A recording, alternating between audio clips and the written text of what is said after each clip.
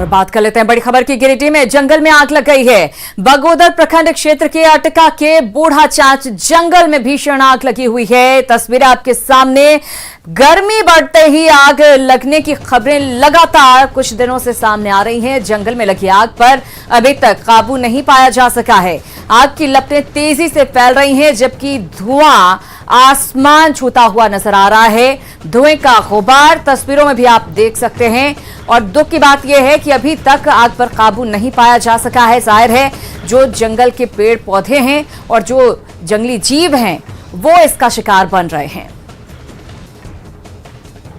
तो गिरिडीह के बूढ़ा चांच जंगल की तस्वीर आपको दिखा रहे हैं। जंगल में आग लगी है जो तेजी से फैल रही है। ग्रामीण अपने स्तर पर इस आग को बुझाने की कोशिश जरूर कर रहे हैं, लेकिन अभी तक उन्हें कोई सफलता नहीं मिली है। और रांची के जगन्नाथपुर थाना इलाके के ओबरिया रोड से हुए 1 करोड़ रुपए लूट मामले का पुलिस ने खुलासा कर दिया है। पुलिस ने लूटकांड के मास्टरमाइंड अनमोल सिंघानिया समेत 5 आरोपियों को गिरफ्तार किया है। पुलिस ने उनके पास से 73,59,000 रुपए के साथ लूटकांड में इस्तेमाल गाड़ी समेत कई सामान बरामद किए हैं। लूटकांड में शामिल एक आरोपी राजा अभी भी फरार है। लूटकांड के कारोबारी शुभम अग्रवाल के दोस्त अनमोल सिंघानिया ने ही अंजाम दिया था। 12 अप्रैल को लूटकांड को अंजाम दिया गया था। अनुसंधान क्रम में, तफ्तीशी क्रम में इस कांड में अभी तक 5 लोग, कुल 6 लोग थे, जिसमें 5 की अरेस्टिंग की जा चुकी है। मनोज भगत, अनमोल सिंघानिया, नजमी हसन, वसीम अहमद और जसीम अहमद, और एक व्यक्ति अभी फरार है, जिसके के लिए हम लोग छापेमारी कर रहे हैं। इन 5 व्यक्ति के पास से कांड में लूटे गए 73,59,780 रुपये की बरामदगी हुई है। साथ ही कांड में प्रयुक्त आइटन गाड़ी का भी रिकवरी किया गया, सीज किया गया। उसको भी बुलेट मोटरसाइकिल का इस्तेमाल रेकी के लिए किया गया था, उसकी रिकवरी हुई है। साथ ही जो कांड में मोबाइल इस्तेमाल किया गया था, उसकी भी रिकवरी की गई है। तो बहुत ही प्रोफेशनल तरीके से पुलिस ने इसमें, जैसे कि पता चल रहा है, तकरीबन 1 करोड़ के आसपास का अमाउंट था, जिसमें 73 लाख रिकवरी हो चुकी है। तो बहुत शीघ्रता और त्वरिता के साथ पुलिस ने कांड को उद्भेदित कर लिया है। और सभी के लिए परेशानी का सबब बना कोरोना की अब बात कर लेते हैं। कोरोना को लेकर आज सीएम हेमंत सोरेन ने सर्वदलीय बैठक बुलाई है। शाम 6:30 बजे ये ऑनलाइन बैठक होगी। सीएम हेमंत सोरेन ने राज्यवासियों से एहतियात बरतने की अपील की है। सीएम ने सभी के लिए स्वस्थ और सुरक्षित रहने की कामना भी की है। और कोरोना पर आयोजित सर्वदलीय बैठक में बीजेपी की मुख्य भूमिका होगी। बीजेपी के प्रदेश अध्यक्ष दीपक प्रकाश ने कहा कि कोरोना की इस लड़ाई में उनकी पार्टी सरकार का हर कदम पर साथ देने को तैयार है।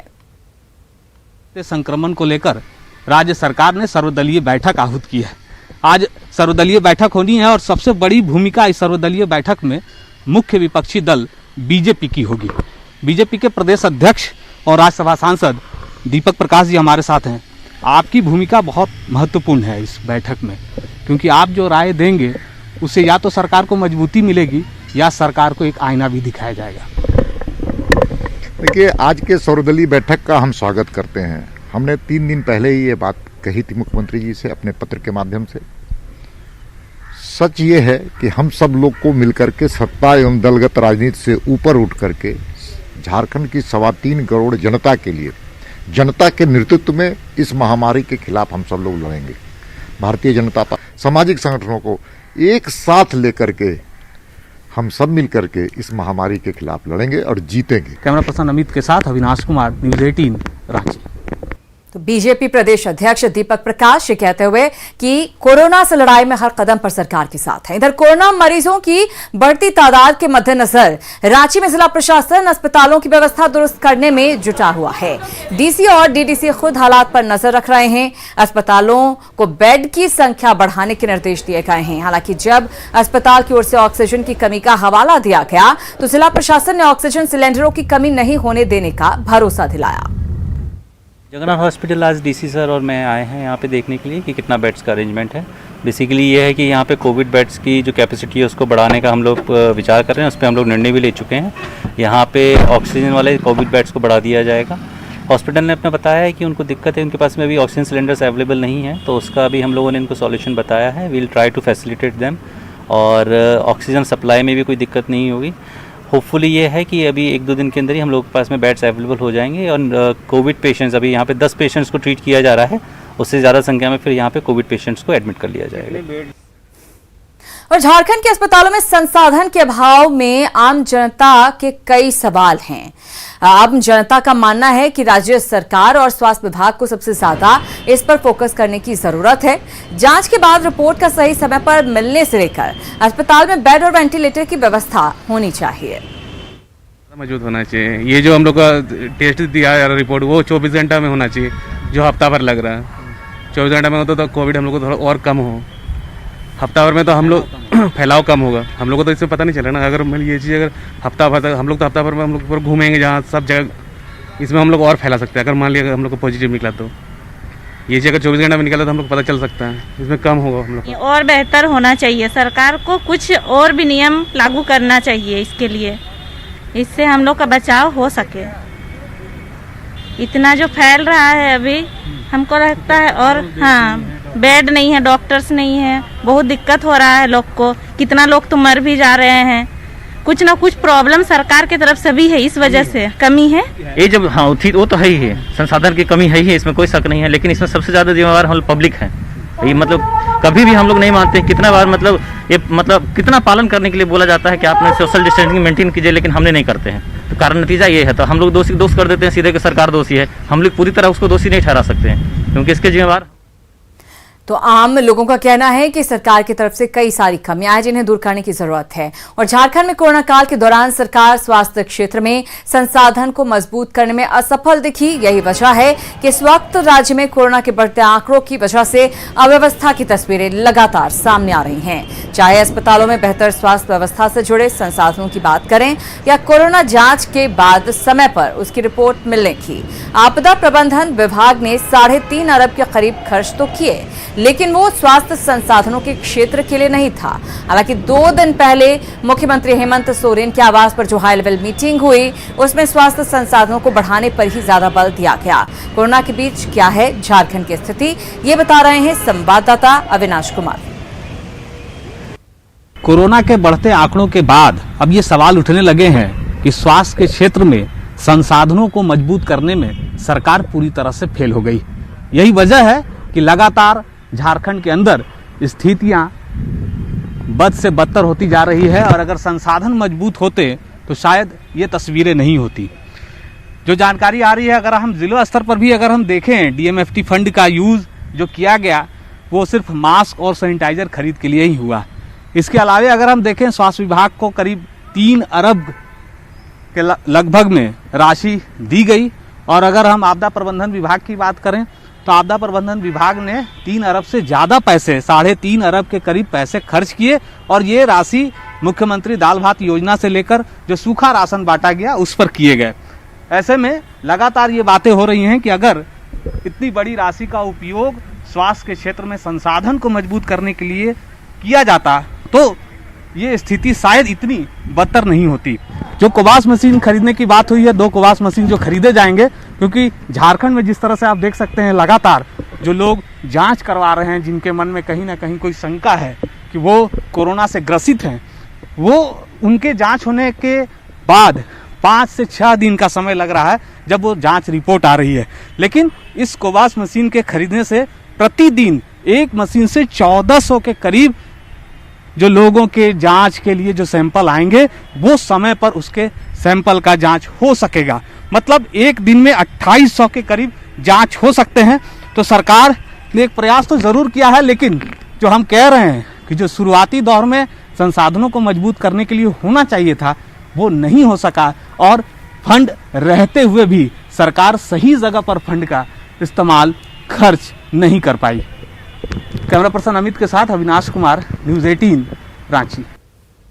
तो झारखंड में कोरोना का कहर जारी है। सबसे ज्यादा चिंताजनक बात यह है कि झारखंड में कोरोना मरीजों की मौत का आंकड़ा लगातार बढ़ रहा है। कल एक दिन में 56 मरीजों की कोरोना से मौत हो गई। आइए नजर डालते हैं पिछले 5 दिनों के आंकड़े पर। 12 अप्रैल को 2366, 13 अप्रैल को 2844, 14 अप्रैल को 3198, 15 अप्रैल को 3480 और 16 अप्रैल को 3843 मामले कोविड के सामने आए। और डराने वाला आंकड़ा ये कि मौत का आंकड़ा जो है वो काफी ज्यादा हो गया है। और रांची से बड़ी खबर है, कोरोना को लेकर एक्शन में है हेमंत सरकार। तो बड़ी खबर आपको दे रहे रांची से, एक्शन में है हेमंत सरकार। सीएम हेमंत सोरेन ने मीटिंग की है, सीएम आवास पर यह मीटिंग हुई है। कोरोना के मामले जिस तरह से बढ़ रहे हैं उसको लेकर सीएम एक्शन में है और मीटिंग भी हुई है सीएम आवास पर। यह बैठक हुई है जिस बैठक में मुख्यमंत्री के अलावा मुख्य सचिव समेत कई अधिकारी मौजूद रहे। मौजूदा हालात की समीक्षा की गई, कोरोना से बचाव की तैयारियों पर चर्चा की गई इस मीटिंग के दौरान।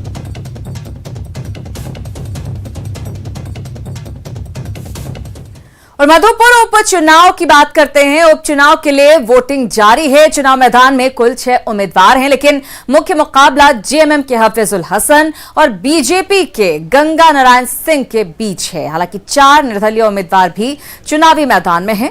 वहीं 2 मई को वोटों की गिनती होगी। मधुपुर उपचुनाव में जेएमएम की प्रतिष्ठा दांव पर है। यही वजह है कि विधायक से पहले हफीजुल हसन को मंत्री बना दिया गया है। हफीजुल हसन पूर्व मंत्री हाजी हुसैन अंसारी के बेटे हैं। ऐसे में पार्टी को उम्मीद है कि हफीजुल को सहानुभूति का वोट भी मिलेगा। वहीं बीजेपी ने इस बार गंगा नारायण सिंह को चुनावी मैदान में उतारा है। 2019 के विधानसभा चुनाव में गंगा नारायण सिंह आजसू के टिकट पर चुनाव लड़े थे।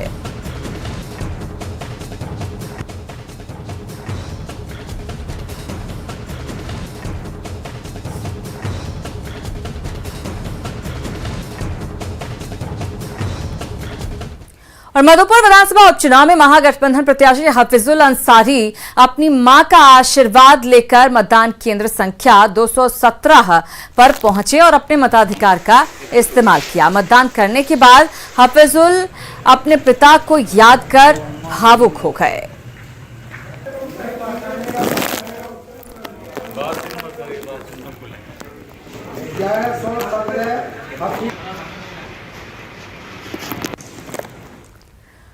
मधुपुर उपचुनाव में मतदाताओं में जबरदस्त उत्साह देखा जा रहा है। काफी संख्या में लोग अपने मताधिकार का इस्तेमाल करने के लिए पहुंच रहे हैं। बीजेपी प्रत्याशी गंगा नारायण सिंह कतार में लगकर अपने मताधिकार का इस्तेमाल करते नजर आए। हालांकि इस दौरान वे मीडिया के सवालों से बचते भी दिखे।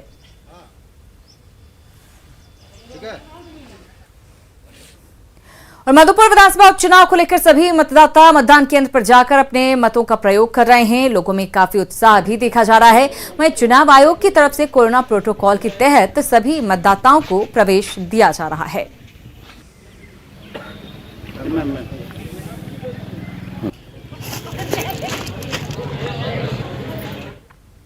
चलिए खबरों में आगे बढ़ते हैं और गोड्डा से खबर। गोड्डा में बीच सड़क पर एक लड़की को थप्पड़ मारने का वीडियो वायरल हो रहा है। आरोप है कि लड़का लड़की प्रेमी युगल हैं।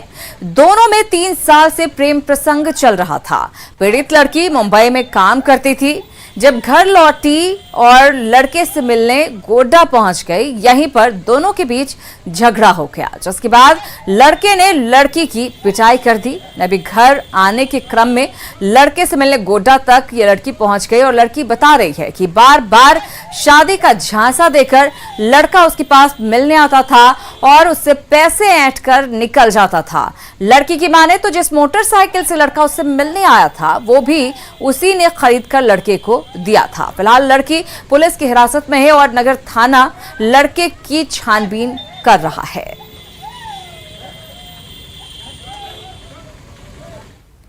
और चतरा में कुंदा और प्रतापपुर थाना पुलिस ने 8 किलो अफीम और 63 किलो डोडा बरामद किया है। खुशियाला गांव में कपिल महतो के घर में यह नशे की खेप मिली है।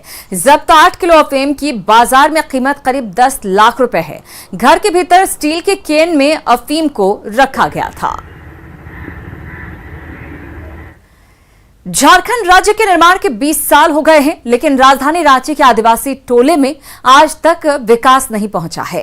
रांची नगर निगम वार्ड 50 के नदी दीपा टोला के लोग एक अदद पुल के निर्माण को लेकर सरकार से गुहार लगाते लगाते थक चुके हैं।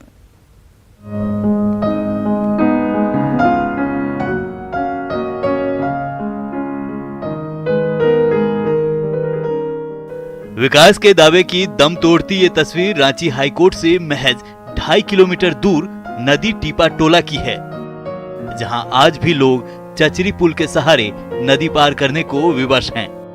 यहां के लोगों की नदी पर पुलिया की मांग लंबे समय से ठंडे बस्ते में है।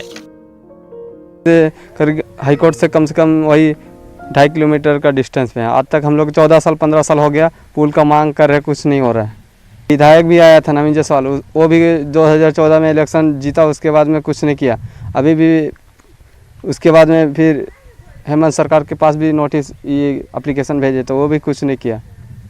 हम लोग को बच्चा सही चल रहा है, कितना खाप कितना लगता है हम लोग को, ऐसा बाल बच्चा छोटा छोटा मिल के बनाए पुल चलने के लिए हम लोग के लिए।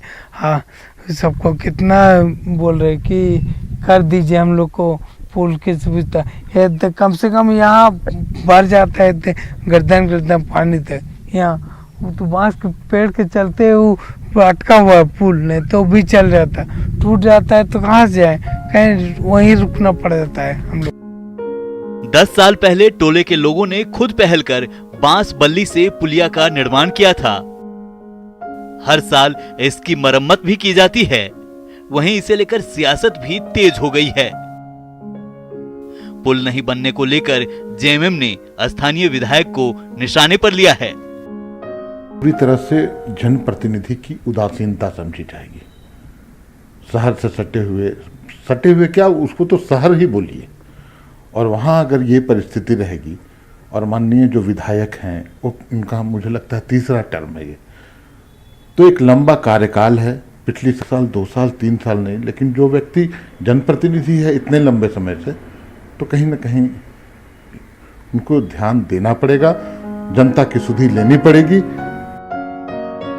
इधर पूर्व नगर विकास मंत्री और बीजेपी विधायक सीपी सिंह ने भी इलाके के जनप्रतिनिधि से पुल के निर्माण को लेकर ध्यान देने की मांग की है। तो शहर के अंदर यदि है तो मैं इसे दुर्भाग्य ही कहूँगा, और ये कहूँगा कि संबंधित जो भी जनप्रतिनिधि हैं उसके लिए आवाज़ उठाएं। ज़रूरत पड़े तो मुझे कहें, मैं भी आवाज़ उठाऊँगा और उसकी व्यवस्था करके पहला काम तो होना चाहिए कि पुल का निर्माण होना चाहिए, ताकि लोगों का आवागमन में कोई असुविधा न हो।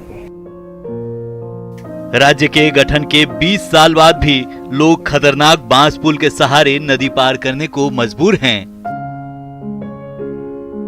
जिससे हर समय हादसे की आशंका बनी रहती है। पर देख रहे लोग, आप इस गांव में आना जाना करते हैं, बच्चे लोग जा रहे हैं। करीब ये पुल की मांग को लेकर के बरसों से हो रही है। यहाँ के स्थानीय विधायक और वार्ड काउंसिलर को मांग को लेकर के कई बार ज्ञापन भी दिया है। यहाँ के स्थानीय युवक ने कहा कि इस पुल की मांग पुल के नहीं बनने से यहाँ के जो स्थानीय विकास है नहीं हो पा रहा है। यहाँ के जो लोग हैं, यानी जो बुजुर्ग हैं, मरीज हैं, बच्चे हैं, नहीं पढ़ पा रहे हैं, ये सबसे बड़ा कारण है। कैमरामैन अमित के साथ निरंजन, न्यूज़ 18 रांची। और कोविड-19 महामारी ने परस्पर निर्भरता की भावना को सुदृढ़ किया है, जिससे कि पूरा देश इस विपत्ति का एकजुट होकर मुकाबला कर सके। वैक्सीनेशन के ऐलान के बाद जरूरत होगी कि हम सभी अपना सर्वश्रेष्ठ योगदान दें, जिससे हम एक साथ वायरस को हराने की तरफ कदम बढ़ा सकें। और नेटवर्क 18 इस मुहिम में हर कदम पर आपके साथ होगा। जब तक सभी सुरक्षित नहीं होते, तब तक कोई सुरक्षित नहीं होगा। इसी सोच के आधार पर हमारे कैंपेन संजीवनी का लक्ष्य ये सुनिश्चित करना है कि वैक्सीन पाना सभी भारतीयों का अधिकार है। फिलहाल इस बुलेटिन में इतना ही, लेकिन आगे देखिए बहस बिहार की।